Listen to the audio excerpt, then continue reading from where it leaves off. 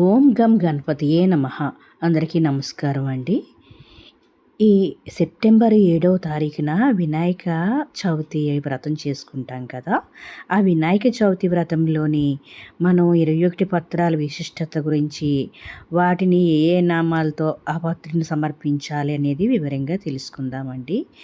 ఈ 21 పత్రాల వెనుక ఎంతో ఆరోగ్య రహస్యం ఉంది. ఈ 21 పత్రాలతో పూజ చేయడాన్ని ఏకవింశతి పత్ర పూజ అంటారు. అందులో మొదటి పత్రి మాచపత్రి.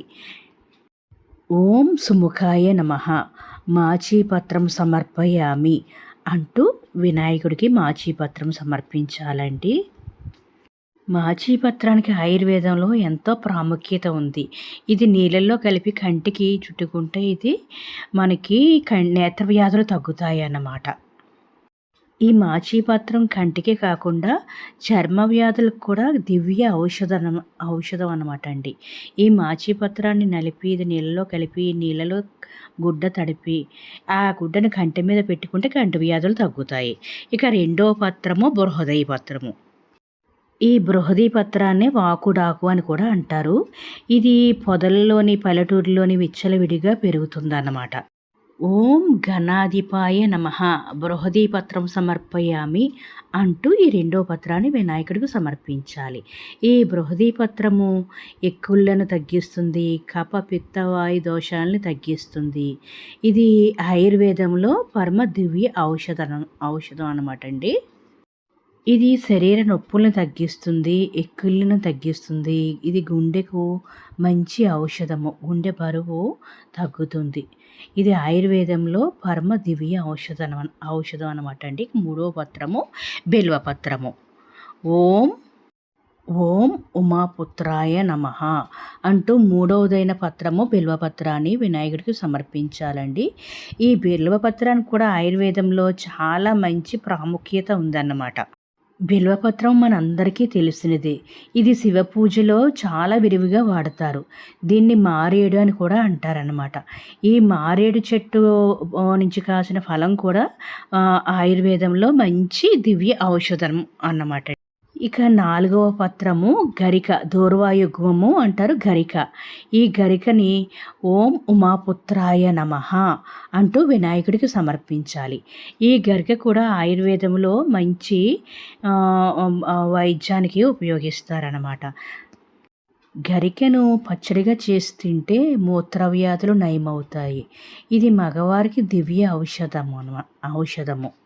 ఈ గరికె పచ్చడి చేసుకుని తినడం వల్ల మన రక్తాన్ని శుద్ధి చేస్తుంది, చర్మ వ్యాధులు నయమవుతాయి, ఎన్నో ఔషధ గుణాలు ఉన్నాయి. ఇక ఐదో పత్రము దత్తూరి పత్రము. ఓం ఓం హరసుతయే నమః దత్తూర పత్రం సమర్పయామి అని సమర్పిస్తారు. దత్తూర పత్రం అంటే ఉమ్మెత్తాకు అన్నమాట అండి. ఈ ఉమ్మెత్తాకు, ఉమ్మెత్త పువ్వు, ఉమ్మెత్త కాయలు కూడా శివ పూజలో కూడా చాలా అత్యున్నతమైన స్థానం ఉంది. ఇక నాలుగవ పత్రము బదరీపత్రము అంటే రేగుపు చెట్టు ఆకు అన్నమాట అండి. ఓం లంబోదరాయ నమః బదరీపత్రం సమర్పయామి అని వినాయకుడికి ఎంతో ప్రీతిగా సమర్పిస్తారనమాట. ఈ రేగి చెట్టు ఆకు చిన్నపిల్లలకి సాధారణంగా వచ్చే అన్ని వ్యాధుల్లోని దీనిని ఉపయోగిస్తారన్నమాట. ఇది ఆయుర్వేదంలో దీనికి చాలా ప్రాముఖ్యత ఉంది. ఏడవ పత్రం అపమార్గ పత్రం అంటే ఉత్తరేణి అన్నమాట. ఇది గణనాథునికి అత్యంత ఇష్టమైన పత్రం. దీని పుల్లలతో పళ్ళు తోముకుంటే దంతవ్యాధులు తగ్గుతాయి. ఇక 8వది తులసి పత్రం. ఓం గజవర్ణాయ నమః ఓం గజకర్ణాయ నమః అని తులసి పత్రాన్ని వినాయకుడికి సమర్పిస్తారు. మిగిలిన రోజుల్లో తులసి పత్రంతో వినాయకుడికి పూజ చేయరండి. ఒక వినాయక వ్రతకల్పంలో మాత్రమే ఈ తులసి పత్రాన్ని వినాయకుడికి ఉపయోగిస్తారనమాట, పూజిస్తారు. ఇక 9వ పత్రము చూతపత్రము. చూతపత్రం అంటే మామిడాకు. ప్రతి శుభకార్యాలకి ఈ మామిడాకు తోనే మొదలవుతుంది. మామిడాకు గుమ్మాలకి కట్టారు అంటే శుభకార్యం జరుగుతుందని అర్థం. ఇది సకల దేవతలకి అత్యంత ప్రీతికరమైన ఆకు ఈ చూతపత్రం. ఓం ఏకదంతాయ నమః అని చూతపత్రాన్ని సమర్పించాలి. ఇక 10వది కరవేర పత్రము. ఈ కరవేర పత్రాన్ని గన్నేరు పుష్పం అని కూడా అంటారు. ఓం ఓం వికటాయ నమః అంటూ ఈ కలివేరి పత్రము వినాయకుడికి సమర్పించాలి. ఇది వినాయకుడికి అత్యంత ప్రీతికరమైన పత్రం. గన్నేరు ఆకు కూడా ఆయుర్వేదంలో చాలా మంచి ఇది ఉంది. కానీ గన్నేరు కాయలు మాత్రం దూరంగా ఉండాలండి. ఇక 12వ పత్రము విష్ణుకాంత పత్రము. ఓం భిన్నదంతాయ నమః విష్ణుకాంత పత్రం సమర్పయామి అంటూ వినాయకుడికి సమర్పించాలి. ఈ విష్ణుకాంత పత్రానికి ఆయుర్వేదంలో చాలా మంచి ఇది ఉందండి. ఈ ఆకును నూరి దీన్ని గాయాలకి రాస్తే గాయాలు తగ్గుతాయి. ఇక 12వది దామినీ పత్రం అంటే దానిమ్మ చెట్టు ఆకు అన్నమాట. ఓం వటవే నమః దామినీ పత్రం సమర్పయామి అంటూ వినాయకుడికి ఈ పత్రాన్ని సమర్పించాలి. ఈ దానిమ్మకాయ అంటే దానిమ్మకాయ అమ్మవారికి కూడా చాలా ఇష్టం, లలిత అమ్మవారికి. ఈ దానిమ్మ ఆకుని నలిపి ఏదన్నా పురుగు కుట్టిన చోట రాస్తే వెంటనే ఆ నొప్పి తగ్గుతుందన్నమాట. ఇక 13వ పత్రము దేవదారు పత్రము. ఓం సర్వేశ్వరాయ నమః దేవదారు పత్రం సమర్పయామి అంటూ ఈ పత్రాన్ని సమర్పించాలి. ఈ దేవదారు పత్రము పార్వతీ పరమేశ్వరులు కూడా చాలా ఇష్టమైనది. ఇది హిమాలయ ప్రాంతాల్లో చల్లని ప్రదేశాల్లో చాలా ఎత్తుగా పెరుగుతుందన్నమాట. 14వ పత్రం మరువక పత్రం అంటారు. దీన్ని మా వాడుక భాషలో మరువము అంటారు. ఓం పాలచంద్రాయ నమః మరువక పత్రం సమర్పయామి అని సమర్పించాలి. మరువము స్నానం చేసే నీళ్ళలో వేసుకుని ఆ నీళ్ళతో స్నానం చేస్తే శరీరం అంతా మంచి సువాసన భరితంగా ఉంటుంది. ఈ మరువక పత్రము దేవుడికి కట్టే ప్రతి మాలలోని మనం వాడతాం అన్నమాట. ఇక తర్వాత పత్రము సింధువార పత్రము. ఓం హేరంబాయ నమః సింధువార పత్రం సమర్పయామి అని సమర్పిస్తారన్నమాట వినాయకుడు. సింధువార పత్రాన్ని వావిలాకు అని కూడా అంటారు. ఇది తెలుపు నలుపు రంగుల్లో కనిపిస్తుంది. ఈ ఆకుని మరిగించే నీళ్ళలో వేసి బాలింతలకు స్నానం చేపిస్తారు, ఒళ్ళు నొప్పులు తగ్గుతాయి. ఇక తరువాతి పత్రము జాజి పత్రము. ఓం శూర్పకర్ణాయ నమః జాజి పత్రం సమర్పయామి అంటూ జాజి పత్రాన్ని సమర్పిస్తారు. జాజి పుష్పాలకున్న ప్రత్యేకత మీకు తెలుసు. ప్రతి దైవ పూజలోని సువాసన భరితమైన జాజి పుష్పాలు తప్పకుండా వినియోగిస్తారు. ఈ గండకీ పత్రాన్ని సమర్పించడం ఓం సురాగ్రజాయ నమః గండకీ పత్రం సమర్పయామి అని సమర్పించాలి. అంటే ఇది దేవతలకి కూడా చాలా ఇష్టం అన్నమాట. ఈ దేవకాంత ఆకులనండి ఆయుర్వేదంలో థైరాయిడ్ వ్యాధులకి విరివిగా ఉపయోగిస్తారు. ఈ గండకీ పత్రము చర్మ వ్యాధులను కూడా తగ్గిస్తుంది. ఇక తరువాత పత్రము సెమీపత్రము. సెమీపత్రానికి చాలా ప్రాముఖ్యత ఉంది. దేవీ నవరాత్రుల్లో సెమీ చెట్టుకి పూజ చేస్తారు. ఈ పత్రానికి సెమీ చెట్టు చుట్టూరా ప్రదక్షిణ చేయడంలో శని దోషాల నుంచి కూడా విముక్తి పొందవచ్చు. ఓం ఇబ వక్త్రాయ నమః సెమీపత్రం సమర్పయామి అని వినాయకుడికి సమర్పిస్తారన్నమాట. ఇక తరువాతి పత్రము అశ్వత్థ పత్రము. అశ్వత్థ పత్రము అంటే రావి ఆకు. ఓం వినాయకాయ నమః అశ్వత్థ పత్రం సమర్పయామి అని వినాయకుడికి సమర్పిస్తారు. ఈ రావి చెట్టు చుట్టూరా ప్రదక్షిణ చేయడం వల్ల సంతానం లేని వారికి కూడా సంతానం కలుగుతుంది. ఇది ఎయిర్ని ప్యూరిఫై చేస్తుందన్నమాట. ఇక తరువాతి పత్రము 20వ పత్రము అర్జున పత్రము అంటారనమాట. అర్జున పత్రం అంటే మద్ది చెట్టు. ఓం సురసేవితాయ నమః అర్జున పత్రం సమర్పయామి అని సమర్పించాలి.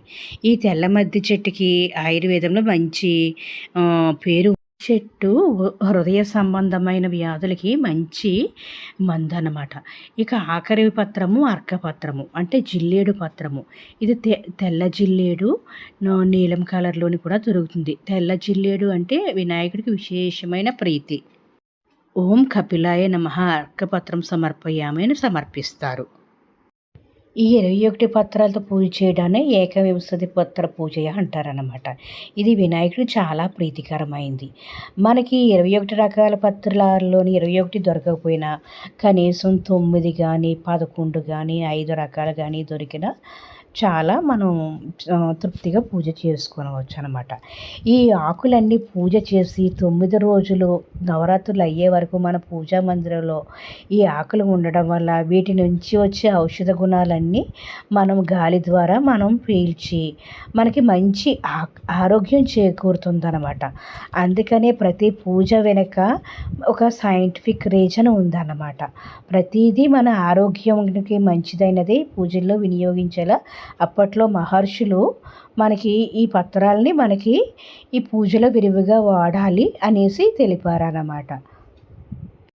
వినాయకుడి పూజలో మనం మట్టి విగ్రహాన్ని పెట్టుకుని పూజిద్దాము అందరము. పర్యావరణాన్ని పరిరక్షిద్దాము. ఆ మట్టితోని పిల్లలకి ఇంటిలోనే కుండీలో నిమజ్జనం చేసి అందులో విత్తనాలు వేసి ఆ మొలకలు వచ్చి ఆ మొలకల్ని చూపించి పిల్లలకి మొక్కల పెంపకంపై ఇష్టాన్ని ఉండేలాగా మనం అలవాటు చేయాలి. భావితరాలకు వారికి మంచి అలవాట్లు చేయడం మన పెద్దల బాధ్యత. ఆరోగ్యం, ఐశ్వర్యం ఇవన్నీ పెద్దల మాట చాలా చద్ది మూట అంటారు చూడండి. పెద్దలు ఏది చెప్పినా మంచి కోసమే చెప్పారండి. ఇక వినాయకుడి విగ్రహము వినాయక వ్రతానికి ముందు రోజే మనం ఇంటికి తెచ్చుకోవాలండి. వినాయకుడి విగ్రహాన్ని మట్టి విగ్రహాన్నే తెచ్చుకుందాము. వినాయకుడి విగ్రహానికి తొండము ఎడమ వైపుకు తిరిగి ఉన్న విగ్రహాన్ని తెచ్చుకుని మనం పూజించాలండి.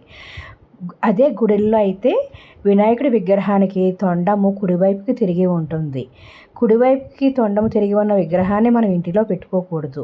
ఎందుకంటే దీనికి చాలా నియమ నిబంధనలు పాటించాలి, చాలా నిష్టగా చేయాలి. అవన్నీ మనకి ఇంటిలో సాధ్యం కావు. అందుకనే ఎడమవైపుకి తొండం ఉన్న విగ్రహాన్ని మాత్రమే ఇంట్లో పెట్టుకోవాలి. ఒక ఫోటో తెచ్చుకున్న, ఒక వెండి విగ్రహము కొన్నా, ఒక బంగారపు విగ్రహము కొన్నా, ఏ విగ్రహము కొన్నా వినాయకుడికి తొండము ఎడమ వైపు ఉన్న విగ్రహాన్ని పటాన్ని కానీ మాత్రమే మనం ఇంట్లో పెట్టుకుని పూజించాలండి. ఈ నియమం తప్పకుండా పాటించాలి. ఇక పూజలో తప్పకుండా పాటించవలసిన నియమం అండి, మనం వినాయకుడిని మట్టి ప్రతిమను పెట్టుకున్న ఒక పసుపు వినాయకుడిని కూడా చేసి పెట్టుకోవాలండి. తమలపాకు మీద పసుపు వేసి ముద్దగా చేసి దాన్ని వినాయకుడిగా చేసి దానికి కుంకుమ బొట్టు పెట్టి ముందు పసుపు వినాయకుడి మీద ఆవాహం చేసి పసుపు వినాయకుడిని పూజించాకనే అప్పుడు మనం మట్టి వినాయకుడిని మనం విగ్రహానికి పూజ చేయాలండి. వినాయకుడికి ఛత్రము తప్పకుండా ఉండేలా చూసుకోవాలన్నమాట. ప్రతి వినాయకుడి ప్రతిమలు అమ్మే చోట కూడా ఛత్రం కూడా అమ్ముతారు. ఇక దీపారాధనలో తెల్ల జిల్లేడు ఒత్తులని పూజా స్టోర్లో అమ్ముతారండి. ఆ తెల్ల జిల్లేడు ఒత్తులు కూడా తెచ్చుకుని దీపారాధన చేస్తే చాలా శ్రేష్టము. వినాయకుడికి కొబ్బరి నూనెతో దీపారాధన చేస్తేనే చాలా ఇష్టం అండి.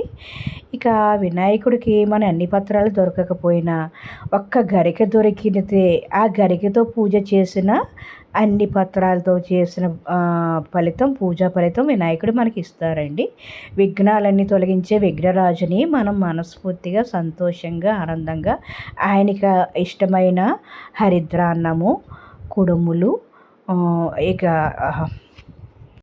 ఆయనకి ఇంకా ప్రీతికరమైన మోదకాలు కూడా మనం వినాయకుడికి సమర్పించుకుంటే ఎంతో సంతోషిస్తారండి వినాయకుడు. చిన్నదానికి ఎంతో తృప్తి చెంది మనకి వరాల జల్లు కురిపిస్తారండి వినాయకుడు. మన కుటుంబ సభ్యులతో పాటు మనందరం ఆనందంగా వినాయక చవితిని జరుపుకుందాము. పిల్లల బుక్స్ ఉంటే ఆ బుక్స్ మీద గంధముతోని స్వస్తిక్ సింబల్ పెట్టి పూజ దగ్గర పెట్టుకుంటే పిల్లడికి విద్య బాగా వినాయకుడు ప్రసాదిస్తారండి. చక్కటి చదువు ఉంటుంది, ఎటువంటి ఆటంకాలు ఉండవు. వినాయకుడికి పూజా మందిరం కింద పీఠం వేసేటప్పుడు మాత్రం మనం ఇల్లు అంతా శుభ్రం చేసుకుని రంగవల్లులు వేసి గోపంచకము అంటే గోమూత్రము ప్రతి గోశాలలోనే దొరుకుతుందండి. ఈ గోపంచకంతో శుద్ధి చేసి మనం మండపాన పెట్టుకుని వినాయకుని ఆవాహనం చేస్తే మనకి ఎంతో మంచి జరుగుతుందండి. సకల దేవతలు మన ఇంటికి వచ్చి మన పూజను తిలకిస్తే మనకి వరాల జల్లు కురిపిస్తారండి. నాకు తెలిసిన విషయాలు మీతో షేర్ చేసుకున్నాను. Thank you for watching. ఏదైనా తప్పులుంటే మన్నించండి. వినాయకుడు వ్రతంలో మాత్రం దోసపండు వీలున్నంత వరకు దొరికితే తప్పకుండా వినాయకుడికి నివేదించండి. మంచి ఫలితాలు పొందండి.